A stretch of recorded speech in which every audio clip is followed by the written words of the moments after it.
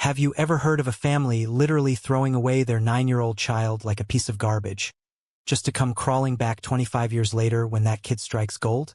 Because today's story is going to make your blood boil. The audacity of these people is actually insane. My name is Silas Vance. I'm 34 years old, and I own a chain of high-end bespoke furniture showrooms across the West Coast that people love to call inspiring. Like success somehow makes a brutal story easier to digest. It doesn't, because no matter how solid the empire I've built looks now, no matter how thick the wood or how strong the steel I work with, there is one sound that can still drag me straight back to being 9 years old. A phone ringing and ringing while I stand there frozen, already knowing the people on the other end want something they should have fought for decades ago. That day in my main workshop, my phone screen lit up again and again with numbers I didn't have saved, but somehow recognized anyway. I just let it ring. 5 minutes. 10. 30. I kept planing a massive slab of raw walnut, checking the joints, signing supplier invoices, acting like my hands weren't gripping the tools tight enough to turn my knuckles white. Because the last time I waited for those people, I was a little boy with a tiny canvas duffel bag, sitting on a hard wooden bench in a place that smelled like industrial bleach and old, damp coats, listening to adults promise they would only leave me there for a little while. My mother took my brother. My father took my sister.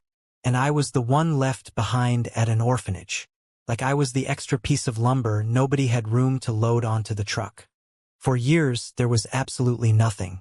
No calls, no letters, no birthday cards, no heavy footsteps walking back up the path for me.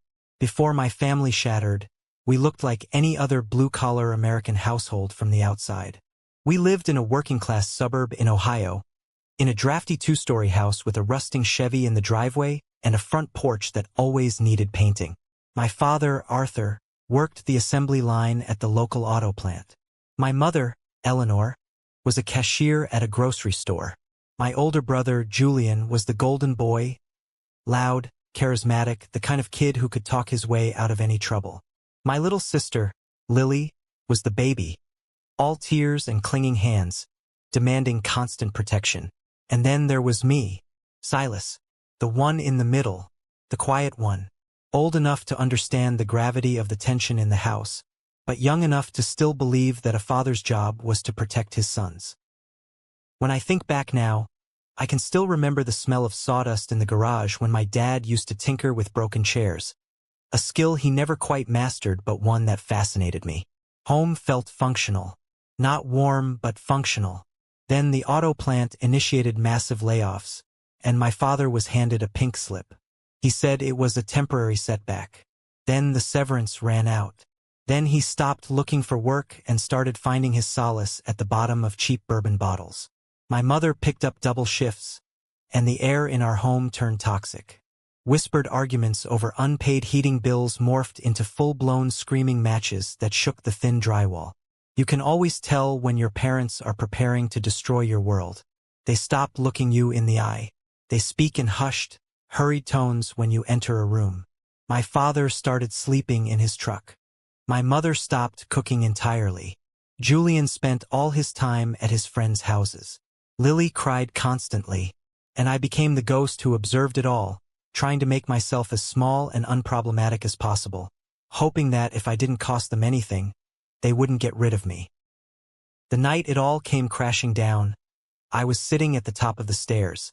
I heard my mother hiss, "I cannot carry this family alone anymore, Arthur. I am done." My father slurred his response, telling her to pack her bags and get out. The silence that followed was suffocating. Days later, they sat us down at the scratched kitchen table. They spoke with that hollow, rehearsed calmness that adults use when they are lying to children. They said they were separating. They said it wasn't our fault.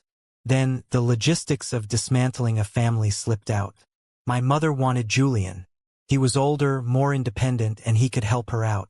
My father, surprisingly, fought for Lily. He said she was his little girl. She needed him, and he couldn't bear to leave her. Nobody said my name. I sat there, a 9-year-old boy, waiting for the natural conclusion of the draft. Who gets Silas? Neither of them made a move. Later that night, I stood in the dark hallway outside their bedroom. I can't take two of them, Arthur, I just can't afford it, my mother snapped. And I'm living out of a damn motel right now, Eleanor. I can barely feed Lily, my father fired back.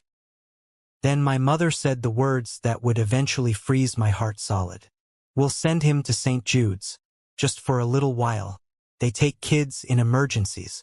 Let them keep him until we get on our feet. 2 days later, my mother crammed a few pairs of jeans and shirts into a canvas bag. My father drove us in absolute, heavy silence. They didn't call it abandoning their son. They called it a temporary housing solution. St. Jude sat behind a towering chain-link fence topped with barbed wire. It was an old brick building that looked more like a penitentiary than a sanctuary. In the front office, a social worker with tired eyes took my paperwork. My mother knelt down, not quite meeting my gaze. Be a good man, Silas. Don't cause trouble. We'll come back for you soon as things settle down. My father stood by the door, hands in his pockets. He didn't even step toward me. He just nodded. Then, they turned around and walked out. They did not look back. They did not wave. They got into the car, carrying the children they wanted, and drove away, leaving me standing alone on the cold linoleum floor. I am absolutely spiraling right now. How do you just pack up the kids you want and drive away? How do you leave a 9-year-old boy standing on a cold floor while you literally just leave? What kind of monsters do this? How would you even survive that kind of betrayal at that age? The first night at St. Jude's, I didn't sleep. I lay on a narrow cot with a plastic mattress cover that crinkled loudly every time I took a breath. The dormitory held 8 other boys. Some snored, some cried quietly into their thin pillows, but I lay perfectly still, staring at the water stains on the ceiling. I kept my boots on. I was convinced that my father would wake up in his motel room, realize he had made a catastrophic mistake, and come driving back through the night to pick me up. That is the pathetic, enduring loyalty of a 9-year-old boy. You are programmed to believe your father is a hero, even when he has just thrown you to the wolves. The next morning, and every morning after that for weeks, I spent my free time standing out in the recreation yard. My fingers curled around the cold metal of the chain-link fence. I watched the road. Every time a pair of headlights cut through the Ohio gloom, my chest would tighten. But it was always delivery trucks or staff members or social workers. Never Arthur. Never Eleanor. I learned the unwritten rules of the orphanage quickly. In a house full of discarded boys, showing sadness was a liability. The older kids could smell grief like blood in the water. If you cried, you were weak. If you were weak, you were a target. So, I learned to swallow every emotion, pushing it down deep into the pit of my stomach until it hardened into a cold, heavy stone. I stopped talking unless spoken to. I did my chores with military precision. Wake up. Make the bed tight enough to bounce a quarter off it. Scrub the dining hall floors. Don't ask questions. My assigned counselor, Mr. Davis, was a decent man completely overwhelmed by a broken system. He would call me into his cramped, paper-cluttered office once a week. He would ask me how I was adjusting, avoiding the only question that mattered. Eventually, I asked him, "When are they coming?" He shifted uncomfortably in his chair. "Your parents are dealing with some very complex financial and personal issues right now, Silas. We are trying to establish a timeline." It was corporate speak for "I have no idea." I found out later, from a sympathetic nurse, the narrative my parents had spun to save face. My mother had told our extended family that I had been accepted into a special boarding school for boys with behavioral issues, a lie designed to paint her as a concerned parent making a tough choice, and me as a problem child. My father simply told his drinking buddies that I was living with my mother. They covered their tracks, erasing me from their public lives so they wouldn't have to carry the shame of what they had done. The definitive breaking point, the moment the 9-year-old boy died and the man I am today began to form, happened about 3 months into my stay. I was tasked with emptying the trash cans in the administrative hallway. I paused outside Mr. Davis's door. It was slightly ajar, and he was on the phone with his supervisor. "I've sent 3 registered letters to the mother's new address, and I've left voicemails at the father's place of work," Mr. Davis was saying. his voice laced with frustration. Nothing. They aren't returning calls. We have to change his status. The family is entirely non-responsive. We need to prep him for the foster system. Non-responsive. That single, clinical word hit me harder than a physical blow. It was so sterilized, so detached. It didn't sound like betrayal. It didn't sound like a father choosing his pride over his son, or a mother choosing convenience over her own flesh and blood. Non-responsive. They weren't lost. They hadn't been in an accident. They were actively listening to messages about their son, looking at letters with my name on them, and choosing to throw them in the trash. They were getting the letters, they were getting the voicemails, and just throwing them in the trash. It wasn't a mistake, it was an active choice. If you were the social worker, what would you even do in this situation? I would have driven to their house and dragged them out by their hair. I didn't cry. I walked back to the dormitory, took off my boots, and placed them neatly under my cot. I stopped waiting by the fence. I stopped looking at the road. I took the small, faded photograph of my family that I had kept hidden inside my pillowcase and tore it into tiny, unrecognizable shreds, flushing them down the institutional toilet. A child can survive poverty. A child can survive hunger.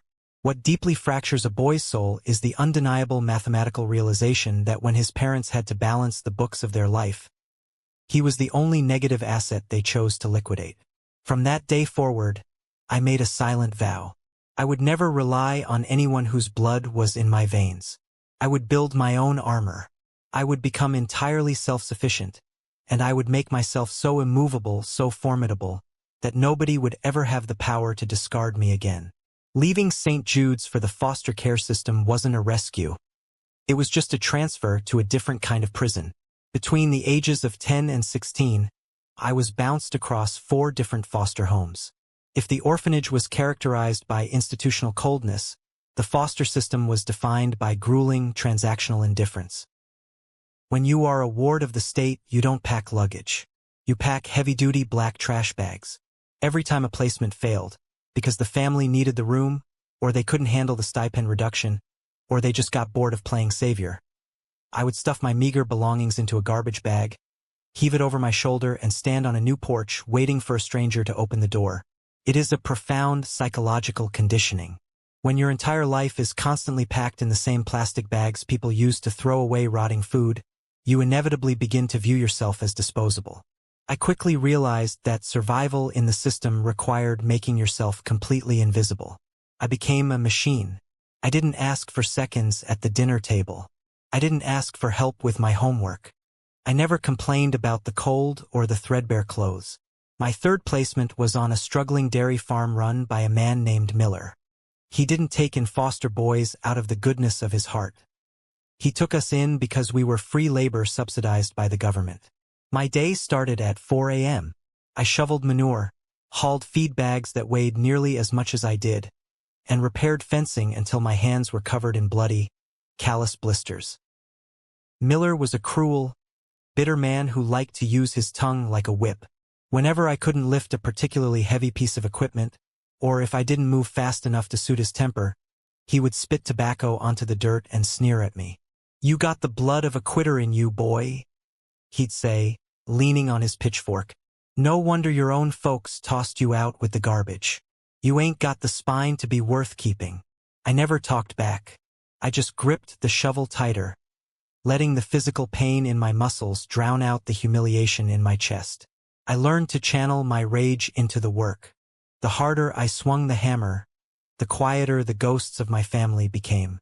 It was during my time at the local high school, escaping Miller's farm during the day, that I found my sanctuary. It wasn't a person. It was the school's industrial arts woodshop. The shop teacher, Mr. Henderson, let me stay during lunch hours and after school to clean the tools and sweep up. In exchange, he let me use the scrap wood. The first time I ran my hand over a piece of rough-sawn oak, feeling the dense, unyielding grain beneath my calloused fingers, something inside me clicked. Wood made sense to me in a way people didn't. People were chaotic. They lied. They made promises they intended to break before the words even left their mouths.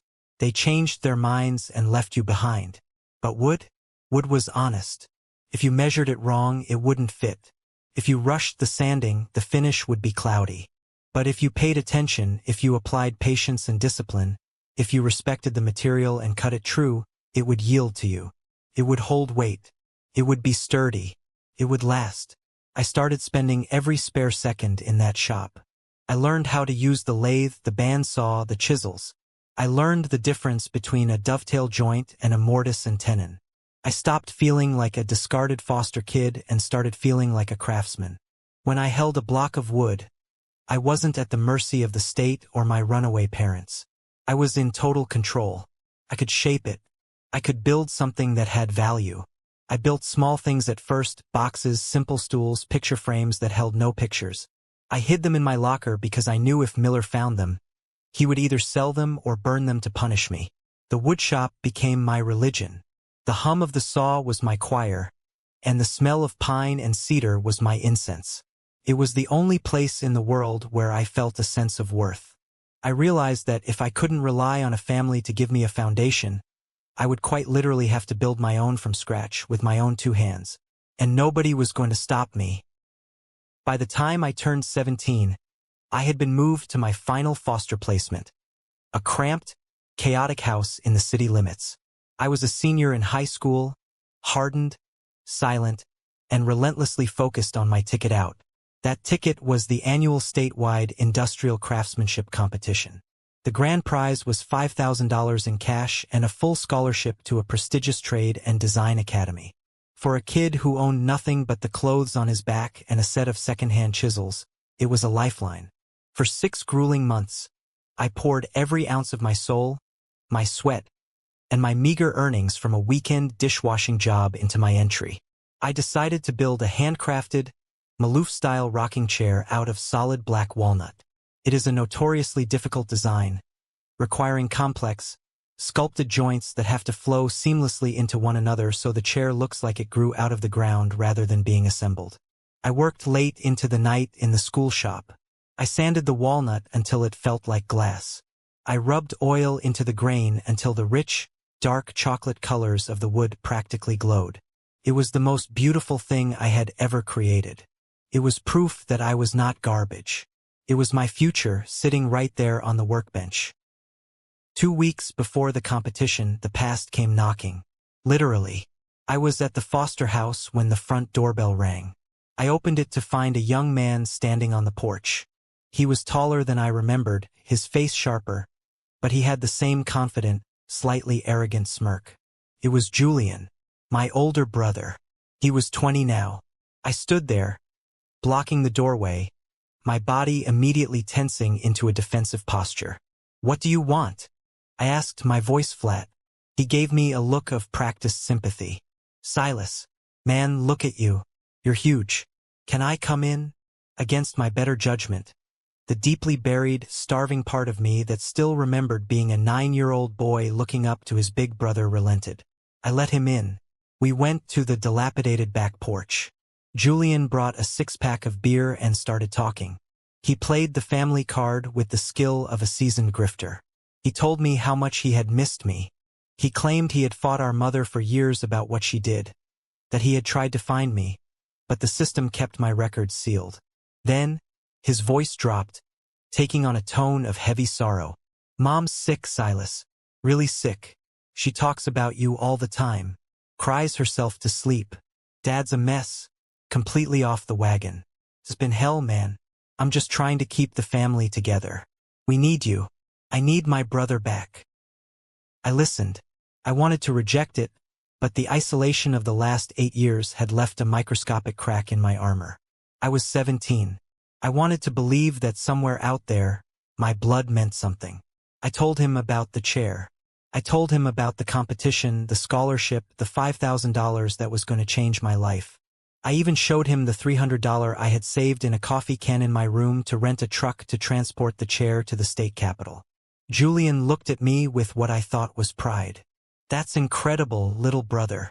You're gonna win. I know it. Tomorrow we're gonna celebrate. I'm gonna help you."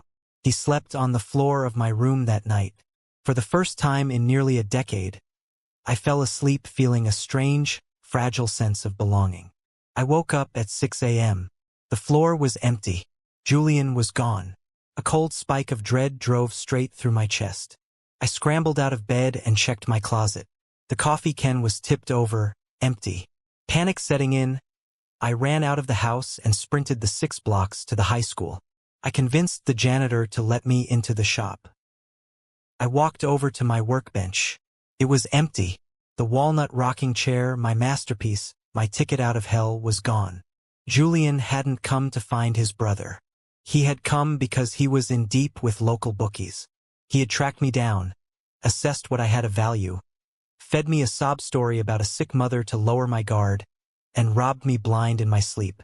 He sold 6 months of my blood and sweat to a pawn shop 2 towns over for a fraction of its worth to cover his gambling debts. I couldn't recover it in time. I missed the competition. I lost the scholarship. I lost the money. Oh my God, the brother, the older brother. He played the sick mom card just to rob his foster care brother blind while he was sleeping. What is your breaking point here? Because I swear, if my own brother did this to me, I am burning the entire city down.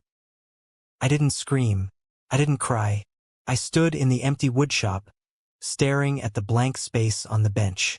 That was the day the last remaining ember of childhood innocence was extinguished. I realized the most brutal truth of my existence. Strangers will hurt you because they don't care about you. But family will gut you because they know exactly where to slide the knife. From that second forward, Silas the brother was dead. Only Silas the survivor remained. The betrayal by Julian didn't break me. It forged me. It crystallized my resolve into something impenetrable. With the scholarship gone, my path to a formal design education evaporated. But I wasn't going to let that stop me. I needed a job, I needed a master, and I needed it immediately. I spent days walking the industrial outskirts of the city, knocking on the doors of every custom millwork shop, cabinet maker, and furniture studio I could find. I was rejected constantly. I was just a brooding 17-year-old kid with a foster care record and no formal credentials. But then I walked into the dusty, sprawling workshop of Garrett and Sons. There were no sons, just Elias Garrett, a 60-something Vietnam veteran with a permanent scowl, hands like worn leather, and a reputation for being the most demanding master carpenter in the tri-state area. I walked right up to him while he was adjusting a table saw. "I need a job," I told him, making direct eye contact. "I work harder than anyone you've ever met. I don't complain, I don't need breaks, and I already know how to handle timber." Garrett looked me up and down, taking in my cheap clothes and the hard, defensive set of my jaw. He tossed a heavy push broom at my chest. "Caught it. You sweep the floors," he barked. "You empty the sawdust extractors. You organize the lumber racks by species and board foot. If you do it right for a month without whining, I'll let you touch a sander. Minimum wage. Now get out of my light." That was the beginning of my real education. Elias Garrett was not a warm man. He did not ask about my past, and he didn't care about my feelings. He was exactly the kind of father figure I needed, one based entirely on merit, respect, and unyielding standards. He saw the quiet, simmering rage inside me, but rather than trying to counsel me, he taught me how to weaponize it. I swept his floors until they were spotless. I organized his lumber with obsessive-compulsive precision. True to his word, a month later, he put a random orbital sander in my hand. From there, it was a grueling apprenticeship. Garrett demanded perfection. If I cut a dovetail joint that had even a millimeter of gap, he wouldn't just correct me. He would pick up a hammer, smash the piece to splinters right in front of my face, and tell me to start over. "Wood is expensive, kid," he would growl. "But your reputation is priceless. You don't pass off mediocre work. Ever." One evening, after I had spent 6 hours meticulously hand-carving a set of cabriole legs for a dining table, Garrett walked over. He ran his calloused thumb over the curves, his face unreadable. Finally, he looked at me. "You've got a gift, Silas. A real eye for proportion. But talent is cheap. Talent makes a lot of noise. Discipline is what builds an empire. Keep your mouth shut, keep your tools sharp, and trust your hands. They're the only things in this world that won't lie to you. It was the closest thing to a compliment I had ever received, and it meant more to me than any "I love you" from the parents who had abandoned me. Months later, I turned 18. The state's foster care system unceremoniously discharged me. My social worker met me at a diner, handed me a manila folder containing my birth certificate, my meager medical records, and a check for $200, the grand total of what the state determined I needed to launch into adulthood. We shook hands, and that was it. I was entirely alone in the world. No safety net. No emergency contacts. No home to return to if things got tough. Most kids who age out of the system with nothing end up dead, incarcerated, or homeless within 2 years. But they didn't have Elias Garrett, and they didn't have the burning, obsessive need to prove their existence that I did. I took that $200, rented a suffocatingly small room above a loud dive bar, and went to work. I had no illusions about the world. I knew that stability, peace, and respect were violently expensive, and I was starting with a negative balance.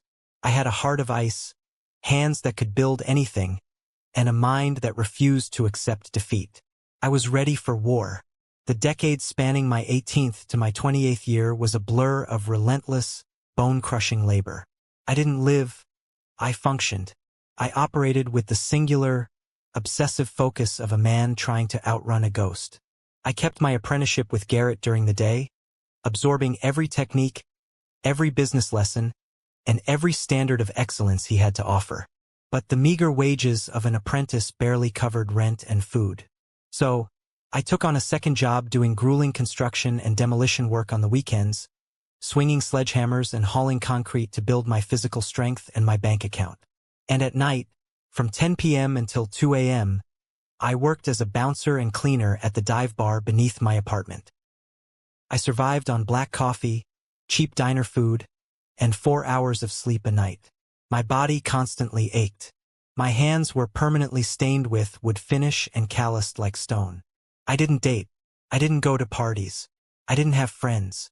Socializing required emotional energy I simply did not possess, and more importantly, it required time I needed to spend working. By the time I was 22, Garrett's health began to fail.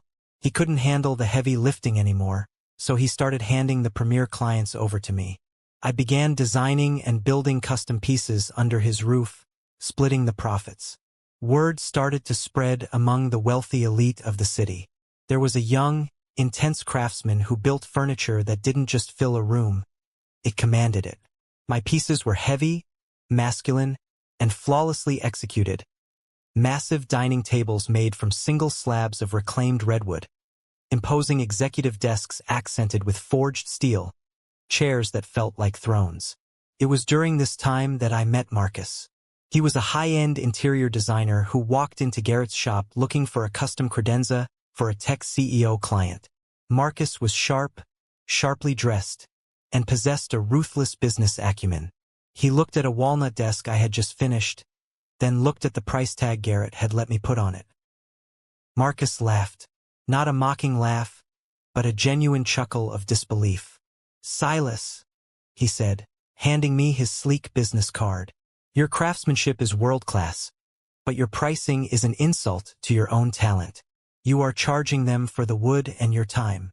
You need to start charging them for your name, your vision, and the exclusivity. You are leaving tens of thousands of dollars on the table because you still think like a kid surviving on food stamps." Marcus became my strategic partner. He didn't try to be my therapist. He respected my boundaries and focused entirely on the empire we could build together. He brought me affluent clients who didn't blink at 5-figure price tags, and I delivered masterpieces that justified every penny. When I was 28, Elias Garrett passed away quietly in his sleep. I attended his funeral, one of only a handful of people there. I stood by his grave, a silent, stoic man, paying my respects to the only father I had ever truly known.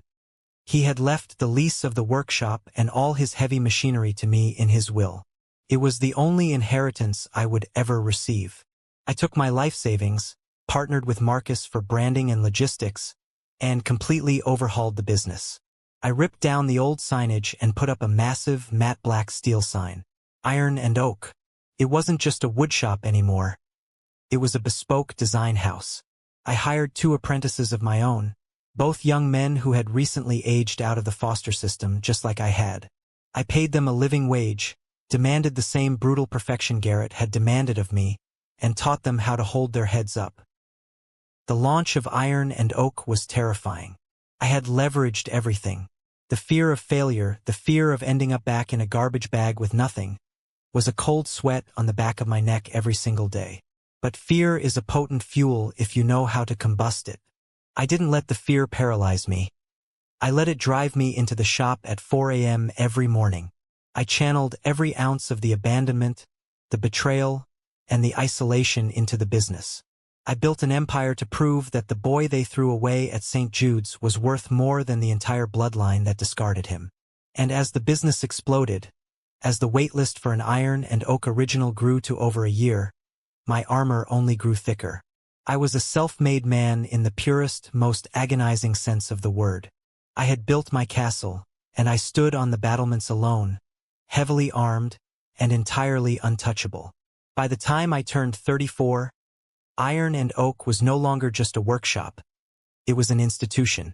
I owned 6 sprawling, high-end bespoke furniture showrooms stretching down the West Coast, from Seattle to Los Angeles. Walking into one of my galleries was an experience carefully engineered to command respect. The air was always heavy with the intoxicating, masculine scent of raw leather, oiled steel, and expensive, aged timber. My clients were tech billionaires, A-list actors, and titans of industry, men and women who understood that true luxury wasn't mass-produced, but forged by calloused hands and uncompromising vision. I didn't just sell them tables and desks. I sold them a piece of my relentless discipline. My personal life remained fiercely guarded. I didn't let people in easily. I didn't have the capacity for superficial small talk or the energy to entertain people who hadn't earned their place at my table. But then I met Elena. Elena wasn't a romantic cliché. She was a brilliant, highly sought-after commercial architect who had been hired to design the layout for my flagship showroom in San Francisco. The first time we met on the construction site, I was wearing a dust-covered canvas jacket, measuring a load-bearing beam. She didn't try to charm me. She just looked at my blueprints, pointed out a structural flaw in the vaulted ceiling design with absolute clinical precision, and told me how to fix it. I respected her instantly.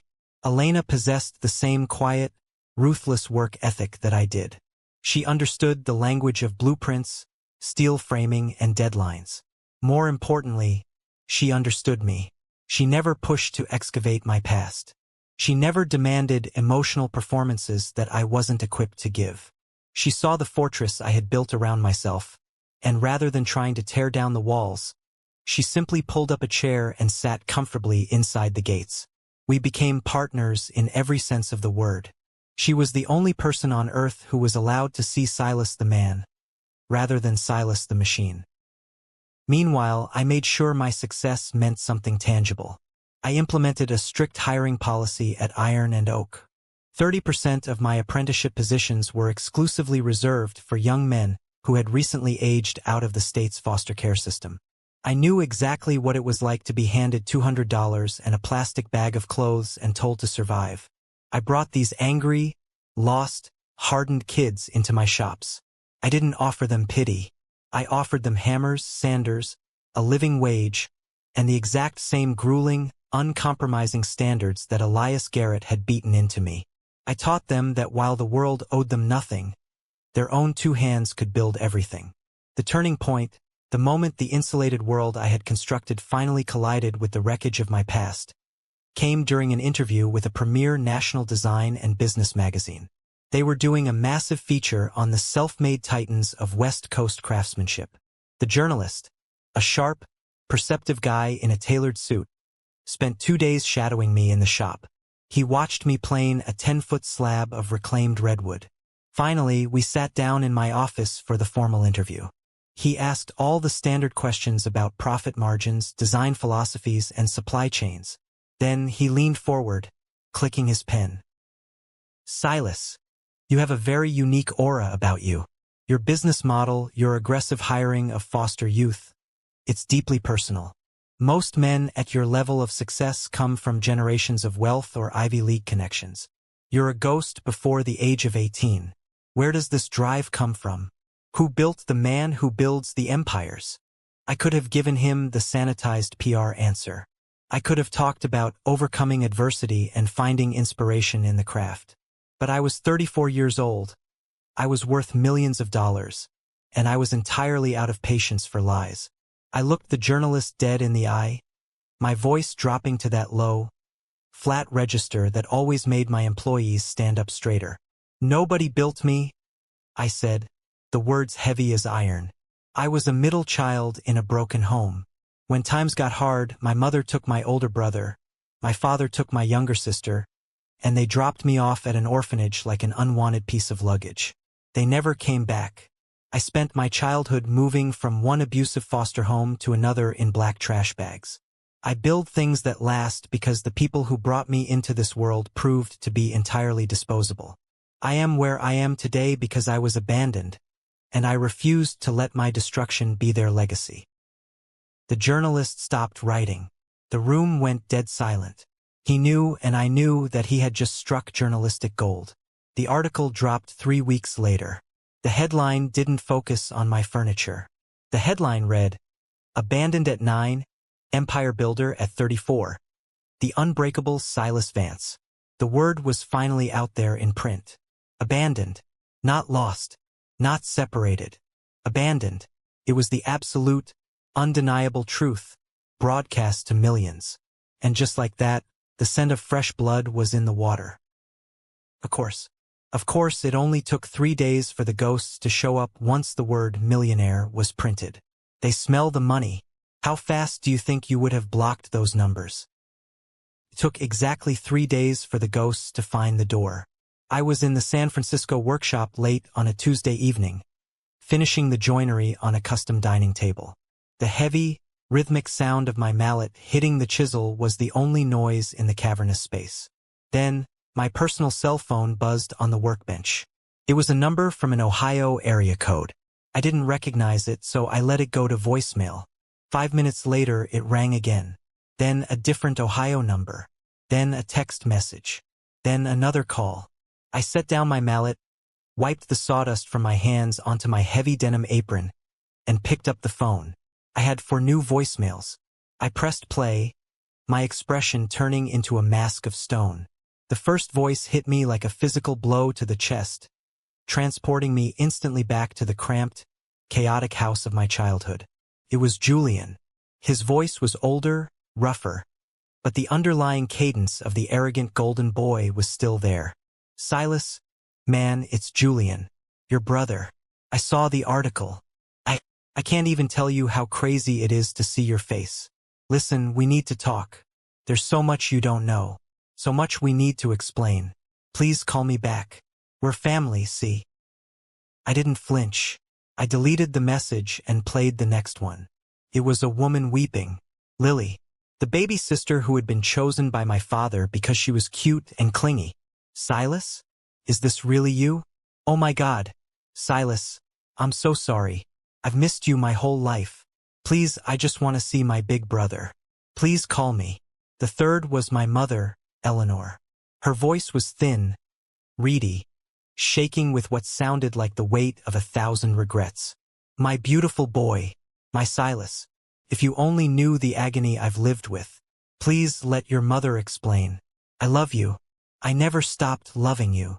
The last one was Arthur, my father, the man who had walked out of St. Jude's without looking back.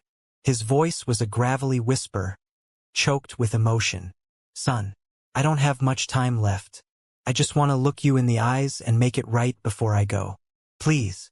I stood alone in the quiet workshop, surrounded by hundreds of thousands of dollars worth of tools and inventory, listening to the desperate pleas of the people who had thrown me away. I felt no warmth. I felt no sudden rush of familial love. I only felt a cold, calculated clarity. You don't survive the foster system and build a multimillion-dollar business by being naive. I knew exactly how human nature operated. Silence is easy when the person you wronged is poor, struggling, and invisible. But the moment you strike gold, the moment your name carries weight and your bank account is full, suddenly everyone finds their conscience. I didn't call them back. Instead, I called Marcus. Marcus wasn't just my business partner.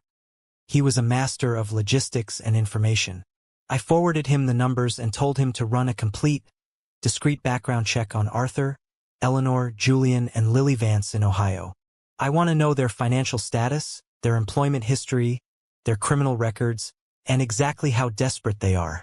Spare no expense. Have it by Friday. Marcus didn't ask questions. He just said, "Consider it done." 72 hours later, Marcus walked into my office and dropped a thick manila folder on my desk. He poured himself a cup of black coffee, sat down, and looked at me with a grim expression. "It's ugly, Silas. Really ugly," Marcus said, tapping the folder. "Your sudden media presence didn't trigger a moral awakening. It triggered a survival instinct. They didn't come looking for a son and a brother. They came looking for a bank." I opened the folder and read the meticulously compiled data. It was a spectacular portrait of generational failure. My father, Arthur, had entirely drank away his severance and his pension.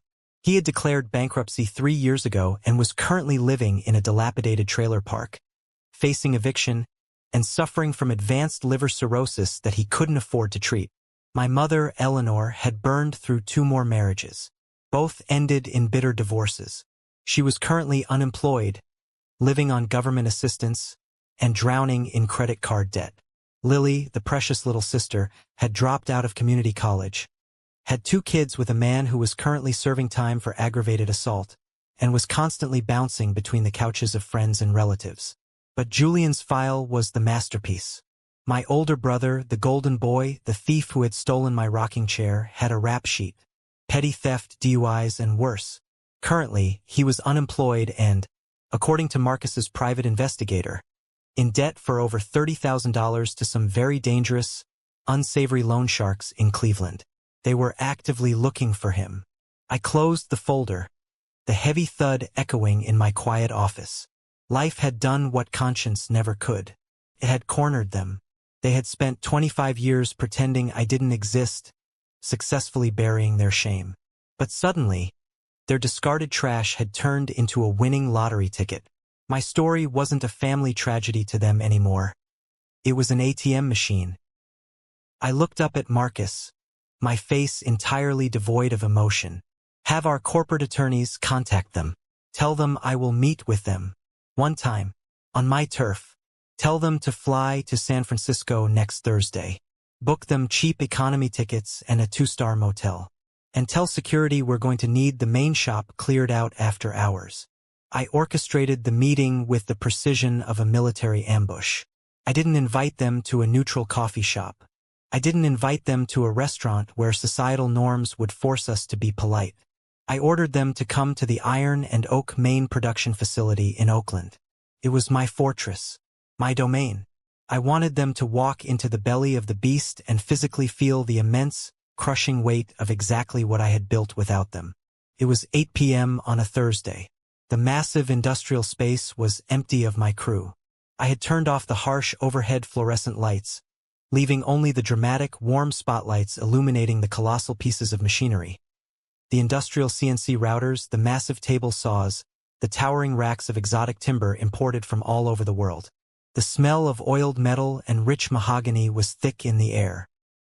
I was waiting for them at the center of the shop, sitting at the head of a massive, 20-foot dining table I had hand-carved from a single slab of petrified walnut. I was wearing my heavy leather work boots, dark denim, and a tailored black button-down shirt with the sleeves rolled up, exposing the thick, scarred muscle of my forearms. I had a block of scrap pine in one hand and a razor-sharp carving knife in the other, slowly, methodically shaving off thin curls of wood. The heavy steel rolling door hummed open, operated by my head of security. The 4 of them walked in. For a fraction of a second, watching them step into the cavernous space, a ghost of the 9-year-old boy flickered in my chest. But it was instantly extinguished by the reality of the pathetic, broken figures standing before me. They looked small. Arthur was hunched and yellowing, his clothes hanging off his frail frame. Eleanor looked aged and haggard, clutching a cheap purse like a life preserver. Julian looked nervous, his eyes darting around the expensive machinery, calculating the dollar value of the room. Lily trailed behind, looking terrified. They stood at the opposite end of the 20-foot table. Nobody moved to hug me. The sheer, intimidating scale of the room and my absolute, freezing silence kept them pinned to their spots. "Sit," I commanded, my voice echoing off the concrete walls. They scrambled to pull out the heavy oak chairs and sat down, huddling together. For a long, agonizing minute, I didn't say a word. I just kept dragging the knife down the block of pine. SHHHK. SHHHK. SHHHK. The psychological pressure in the room was suffocating. I wanted them to drown in the silence they had given me for 2.5 decades. Finally, Eleanor broke. She buried her face in her hands and started to sob loudly.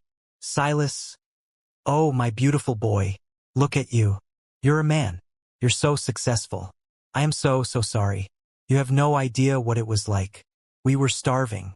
We were broken. I thought St. Jude's would give you a better life than the gutter we were living in." Arthur chimed in, his voice shaking. "We made a mistake, son. The biggest mistake of our lives. I was drinking. I wasn't in my right mind. But not a single day went by that I didn't think about you. I swear to God." Lily was crying quietly, wiping her nose with her sleeve. "We didn't know, Silas. They told me you were at a fancy boarding school. By the time I found out the truth, I didn't know how to find you." Then Julian leaned forward, putting his elbows on the table, trying to summon that old, charismatic big brother charm. "Listen, see. We screwed up. Big time. Mom and Dad panicked. But we're here now. We're a family. And looking around this place, man, I am so damn proud of you. We can fix this. We can start over." I let them talk. I let them exhaust their scripts.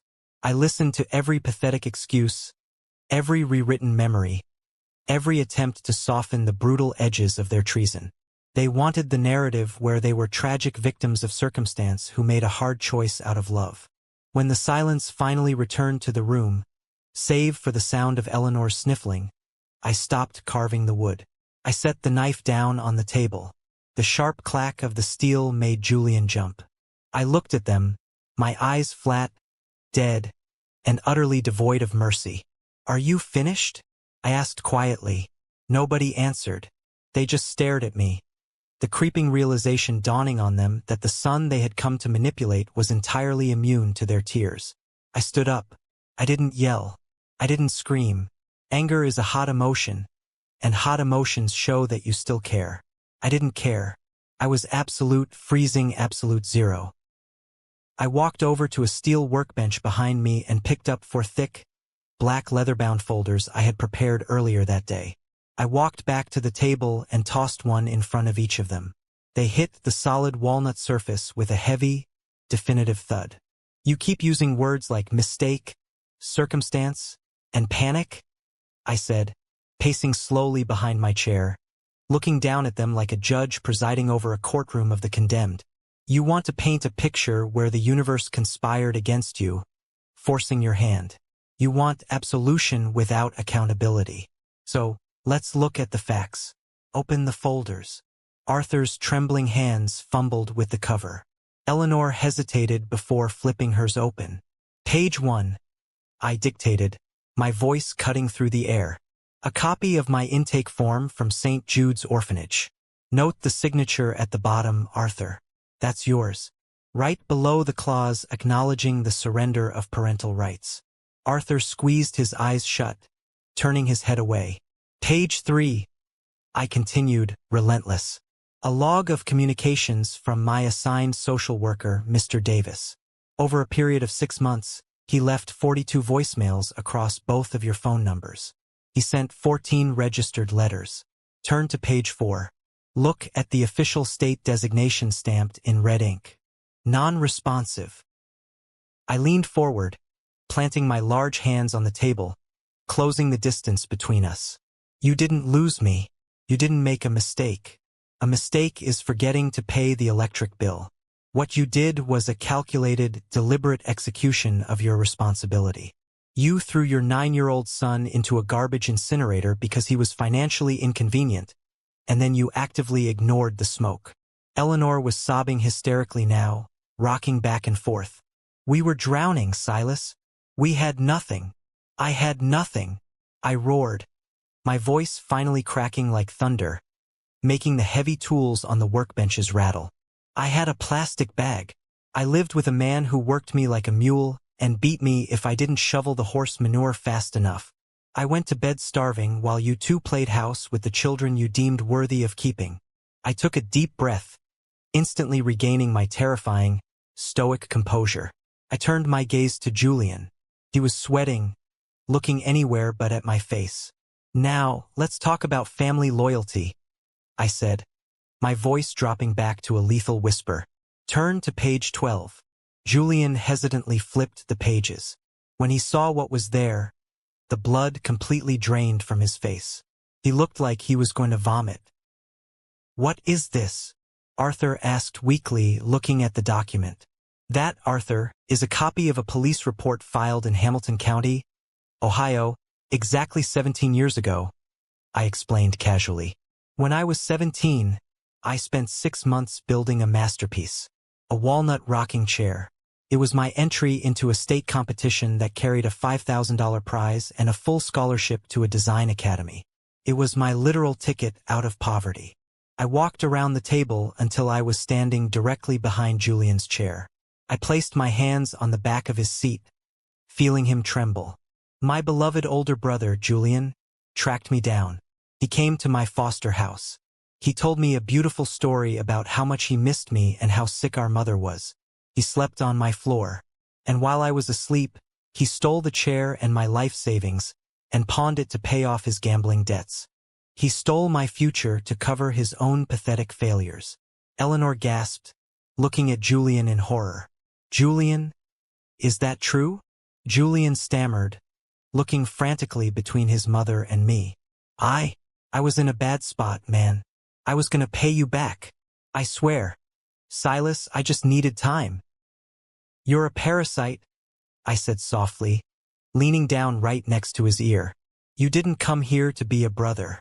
You came here because you owe 30 grand to the Rossi crew in Cleveland, and you saw my face on a magazine and thought I was your golden goose. Julian practically collapsed into the table, burying his face in his arms. The illusion of the loving family reunion was utterly, completely annihilated. I had stripped them naked, exposing the ugly, greedy truth of exactly who they were. There was no more hiding behind nostalgia. There were only the cold, hard receipts of their betrayal. The air in the workshop was heavy with the stench of their exposed shame. I walked back to my chair at the head of the table and sat down, crossing my arms over my chest. I looked at the wreckage of the Vance family. Arthur, seeing that the sentimental route had been completely vaporized, finally shifted to his true agenda. Desperation makes men bold, and it makes them incredibly stupid. He looked up at me, his eyes bloodshot and pleading. Silas, you've made your point. You're right. We are monsters. I am a monster. But look around you, son. You have an empire. You have millions. I am dying. My liver is failing. The treatments, I can't afford them. I'm going to die in a trailer park. I'm begging you, just a loan, just to keep me alive. It's pocket change to you. Before I could even respond, Julian picked his head up, sensing that the dam of requests had been broken. He's right, Silas. You've won. You beat us all. But I'm a dead man if I don't pay off these guys in Cleveland. I know timber. I know the business. Give me a job. Let me manage one of your showrooms. I'll work for free until the debt is paid. Just protect me, brother. Wait. He wants a job? The guy who stole the rocking chair and the $300 wants to manage a high-end showroom? The audacity is actually making me dizzy. How do you even respond to this level of entitlement? I stared at them. The sheer, unadulterated audacity of it was almost magnificent. They had thrown me into the meat grinder of the foster system, left me to rot, stolen my only chance at escape, and now they had the nerve to ask me to fund their salvation. I slowly stood up. I didn't raise my voice. I spoke with the absolute, crushing authority of a king issuing a final decree. Listen to me very carefully, because I am only going to say this once. I began, my eyes locking onto Arthur's. I did not spend the last 25 years bleeding over table saws, breaking my back carrying concrete, and surviving on 4 hours of sleep to build a landing pad for the people who threw me out of the airplane. Arthur flinched as if I had struck him. I don't care if your liver fails, Arthur. I don't care if they throw you out of your trailer. When I was 9 years old and terrified in the dark, you didn't care if I lived or died. Your medical bills are your problem. Die with the consequences of your choices. I turned my terrifying focus to Julian. And you want a job? You want me to put you in charge of my showrooms? You steal from your own blood in their sleep. If you ever come within 100 yards of one of my businesses, I won't just fire you. I will personally ensure the Rossi crew knows exactly where you are sleeping. Handle your own debts, thief. Eleanor was a weeping mess, practically sliding out of her chair. Silas, please. We are your family. You can't be this cruel. You can't just turn your back on your own blood. You taught me how, Eleanor. I fired back, my voice dripping with venom. You gave me a masterclass in turning your back on blood. I'm simply applying the lessons you taught me at the gates of St. Jude's. I took a breath, letting the finality of my words settle over them like concrete. Then I looked at Lily. She was the only one who hadn't asked for a dime. She had been a toddler when the fracture happened. She was a victim of their incompetence, just like I was, though she had been given the luxury of a roof. Lily, I said, my tone softening just a fraction of a degree. She looked up, her eyes wide and fearful. You didn't ask to be part of this circus. You were a kid. I don't hold their sins against you, but you are still a stranger to me. I pulled a business card from my pocket and slid it across the massive table. There is an email address on the back of that card. It goes to a private server. You can email me once a month. No requests for money. No sob stories about these three. Just updates on your life. If you want to slowly, very slowly, get to know the man your brother became, I will read them. If you ask me for $1, the email gets blocked permanently. Do you understand? She nodded furiously, clutching the card like it was a diamond. I understand. Promise, Silas. Thank you. I looked back at the other three. As for the rest of you, you are permanently dead to me. Do not call my phone. Do not show up at my showrooms. If you attempt to contact the media to sell a sob story, my legal team has a dossier of your criminal records and financial fraud that will bury you so deep you won't see daylight. You wanted to see me? You've seen me. Now get the hell out of my shop. They didn't argue. They didn't try to plead anymore. The absolute, unyielding wall of my boundaries had broken their spirits entirely. Arthur struggled to his feet, leaning heavily on the table. Eleanor couldn't even look at me. She just stared at the floor. Julian kept his head down, terrified of making eye contact. I watched them walk the long, humiliating distance from the table to the steel rolling door. They looked exactly like what they were. Failures who had gambled away the most valuable thing they had ever possessed and lost everything. When the heavy steel door finally rolled shut with a deafening clang, sealing them outside in the cold Oakland night, the profound silence of the workshop returned. I didn't feel a rush of triumphant joy. I didn't feel the need to shout or celebrate. I just felt an immense, overwhelming sense of lightness. The ghost of the 9-year-old boy sitting on the bench at St. Jude's had finally stood up, picked up his bag, and walked away. The past was dead and buried under 20 feet of solid concrete. I heard a soft footstep behind me. Elena stepped out from the shadows of the glass-walled design office on the mezzanine level. She had been there the whole time, out of sight, just as we had planned. She walked down the metal stairs, carrying 2 steaming mugs of black coffee. She didn't ask me if I was okay. She didn't offer platitudes or try to hug the trauma out of me. She just walked up to the massive walnut table, handed me a mug, and stood beside me, looking at the empty chairs where my family had just sat. The joint work on this table is flawless, Silas, she said quietly, tracing the grain of the wood with her finger. I took a sip of the bitter coffee, feeling the warmth spread through my chest. Yeah, I replied, my voice steady and calm. It took a long time to get the rough edges out, but it's solid now. It can hold any amount of weight. The real revenge, the sweetest and most devastating revenge a man can ever achieve, isn't found in screaming matches or physical violence. It isn't found in ruining their lives. They were already doing a fine job of that themselves. The real revenge was the realization that burned in their eyes as they walked out of my shop. They saw the empire. They saw the millions of dollars in inventory. They saw the respect, the power, and the absolute control I wielded over my life. And they had to walk away knowing that they possessed absolutely zero claim to it.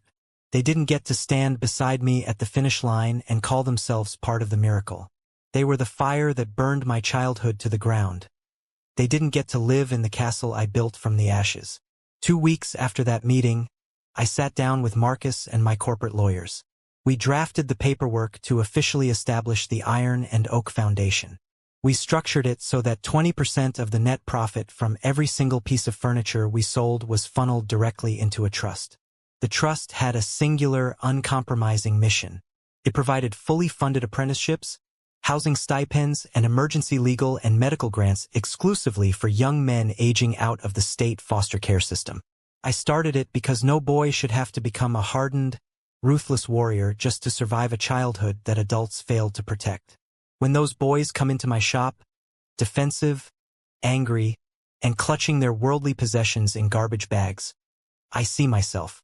I don't give them a shoulder to cry on. I give them a sanding block. I look them in the eye and I tell them the only truth I know. Bloodline is nothing but a biological accident. Genetics do not make a family. A real family is forged in the trenches. Family is proven by the men and women who stand shoulder to shoulder with you when you have absolutely nothing in your pockets. Family is defined by the people who stay in the room when walking away is the easiest option. I am Silas Vance.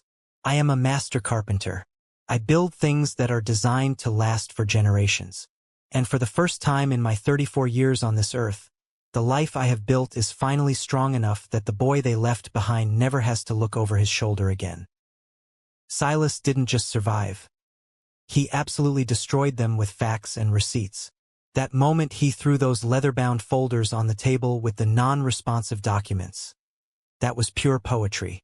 His parents literally treated him like garbage because they couldn't afford him, but somehow kept the other two.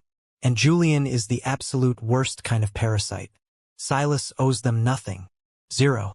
The fact that he set up a foundation for foster kids instead of giving a single dime to his deadbeat dad or loan shark brother proves he is a king. He broke the generational curse with his own 2 hands. User at Woodworker Pro says ESH. Silas is rich now. He could have just paid off his dad's medical bills and cut contact. Letting a man die in a trailer park is cold. Are you serious right now at Woodworker Pro? You think Silas is the bad guy for not paying the medical bills of the man who literally dumped him at an orphanage at 9 years old and ignored 42 voicemails? No, the dad made his bed, and now he gets to lie in it. User at Justice for Silas says NTA. The way he handled Lily was actually really mature. He set a firm boundary but left a tiny window open since she was just a kid when it happened. Exactly. He didn't punish Lily for what the parents did, but he protected his peace. She gets 1 email a month, no begging for money. That is how you set a healthy boundary. What a legend.